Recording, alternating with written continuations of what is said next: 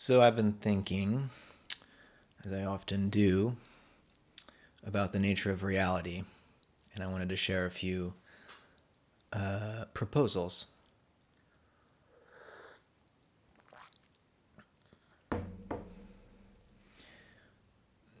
I tend to think in polarities rather than dualities, but also rather than in a kind of monistic way, right? I'm not here trying to take a position on, the one or the many, monism or pluralism as a fundamental ontology. I think I don't really want to have to choose when it comes to that question, but more as an ethos, as a way of being and becoming in the world. Polarity seems to me to be where it's at. And the reason is there's a tendency I see in the culture at large to split and to demonize and to reduce one's opponent, one's enemy, to the sort of least of their character traits and to ignore anything else that might be redeeming. And I'm not here trying to say that there aren't certain decisions that one must make in life about who to defend, whether themselves or others. I'm not asking for or sort of suggesting a neutrality on certain matters of justice or defense or, when there are enemies who are trying to harm you, you obviously have to respond so as to eliminate that threat. But at the level of cultural discourse, we're too quick to seek to eliminate. And there's a high level of threat detection. Our threat detection sensors are turned way up right now in this historical moment, and for good reason. But, everyone knows there's an emergency, multiple emergencies, but also the emergency that is upon us, I think, is more or less understood if we still disagree on what precisely is wrong and how to address it. I mean, yes, but that there is an emergency, everyone seems to agree. And the problem is that all the sirens are blaring at full blast, and our threat detectors are turned up to their highest sensitivity level. And again, like, all for good reason, right? But well, you can imagine the situation if all the sirens are on full blast and all the sensors are turned to their highest sensitivity. Noise is mostly what you're going to hear, and not just noise, but traumatic noise that is going to tend to reinforce these schisms, these splits that are really deepening in the cultural conversation right now, and more than just conversation. I mean, I don't mean to, again, belittle or downplay the extent to which, there are life and death struggles going on that are far beyond just words and sort of cultural criticism or whatever. There are real life and death struggles underway right now. There always have been in human history. But we, as speaking animals, as cultural beings, as spiritual beings, we do engage in speech. We seek to understand and to justify our actions in light of that understanding. And so what I'm offering here is just an observation and a set of proposals that we become sensitive to the polarities of life and the way that opposites call each other forth, and that revolution and rebellion calls forth a reaction, and vice versa. It is a law of human nature, a law of human history that this occurs, and maybe it's time we took note and deepened our relationship with the dynamic, right? So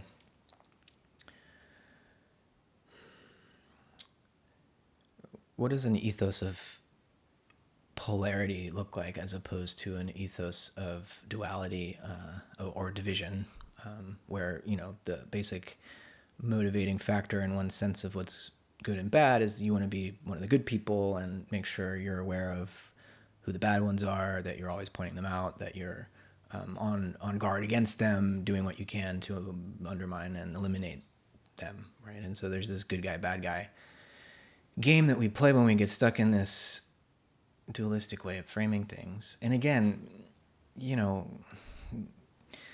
sometimes I'm not a pacifist. I think sometimes love is violent.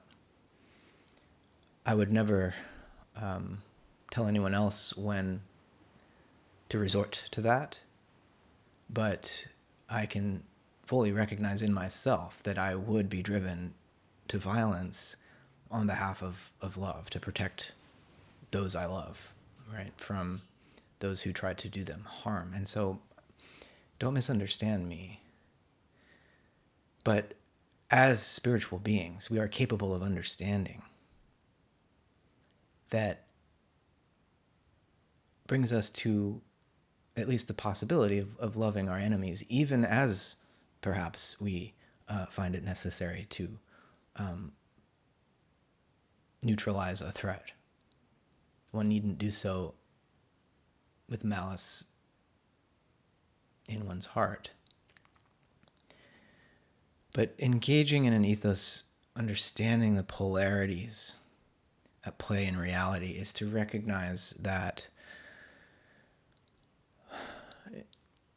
evil is part and parcel of the creative process. It's in each of us. It's in the world. It's ineradicable. If you were to eliminate evil, guess what would go with it? Not only freedom, but the possibility of love.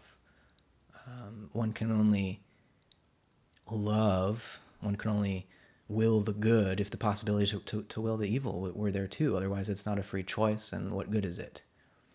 Right? And so evil is part of reality, and our religious, cultural, moralistic responses to it have been what they are. And I think we can, in engaging polarities, recognize, instead of thinking of evil as just this singular, sinister force, think of it as the two extremes. Extreme light and extreme dark, if you want. Both of which, in imbalance, out of balance with the other, are evil, destructive. They don't allow any enduring forms of enjoyable beauty to be preserved. They just, light just burns everything up, and darkness just shrouds everything in a cloud. And so evil is when we allow the will to go to extremes, and good, rather than just resisting the evil, is in some ways seeking a balance and seeking a harmony between these opposed extremes. And if we engage with one another in the world if we engage with the world itself, nature, and the non-human community of life, which we tend not to view as evil. We reserve evil for other human beings typically. But if we engage with this recognition of the polarities at work in the creative process, I think we're less inclined to live with hatred and malice in our hearts, and it doesn't mean that we're not capable of courageously doing what needs to be done in order to restore a balance that has been lost, right? And I'm not here to tell anyone not to defend themselves from injustice or from oppression. Certainly not. But let us be careful. I mean, this is my suggestion, my proposal. Let us be careful that we do not become the enemies that we seek so fervently, so hatefully to vanquish. Evil is not out there. Evil is not something that only the other people have in their hearts. Evil is, again, this really loaded word for something that's on another level just part of what creativity is. Whitehead says creativity in the wrong season is evil, right? Creativity that's too novel and disrupts its habitat would be called evil by the society in which it occurs. But without these disruptors and these rebels and those who want to tear down structures they perceive to be encrusted and oppressive, then nothing new would ever happen. And so, yeah, there's a kind of relativity to the base form of good, bad morality. I mean, I'm not obviously the first to point that out, but there's a deeper sense of good beyond good and bad in the moralistic sense. There is still a deeper ideal of virtue which would involve holding the polarity.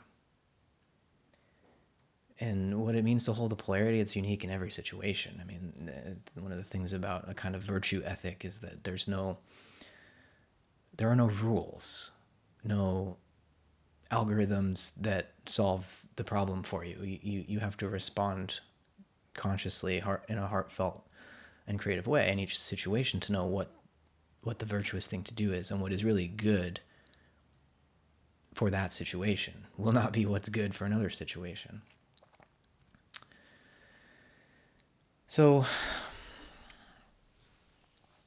that's really the only point I wanted to make, and I suppose I've been quite vague, but that's kind of by design, because when you get into particular issues, there's always the risk of alienating half of the audience from the other, and I don't have any interest in doing that. I simply want to propose that there's another way to do this dance. There's another way to disagree with each other. There's another way to share this planet as spiritual beings capable of deeper understanding and purposeful action. We're capable of it, but we rarely act purposefully. We react out of habit, out of spite, out of the need for revenge. I mean, all of history is but a cycle of revenge. When does it end? When we become conscious of who we are and what we're capable of, I would propose. There's a lot of repair that needs to be done before that awakening can happen, and that's difficult work. It's not just talk. And, so I fully recognize, in comparison to that work that needs to be done, how cheap talk is. But at the same time, we are the talking animal, and speech is no mere trifle. It's as important to human beings. Speech and the meaning which comes through speech is as important to human beings as food, if not more so, if we're really attuned to what matters. Meaning is spiritual nourishment, and if we cannot talk to one another, then we fail to live up to our potential and become something less. And it's becoming something less is a temptation because it's so much easier to just hate, to just imagine that it's everything that's wrong is those people's fault. And we can go on playing that game for thousands of more years if we want, and maybe we will. But I think there's a chance for us to do it differently, and polarity is one way of talking about it. There are other ways to get at the essential point I'm trying to make. Hopefully I've conveyed some of it. Hopefully I haven't alienated anyone in my attempt to do so, because I think I would really prefer to not do that. But it's hard these days. Anyways, I appreciate your attention and welcome your feedback.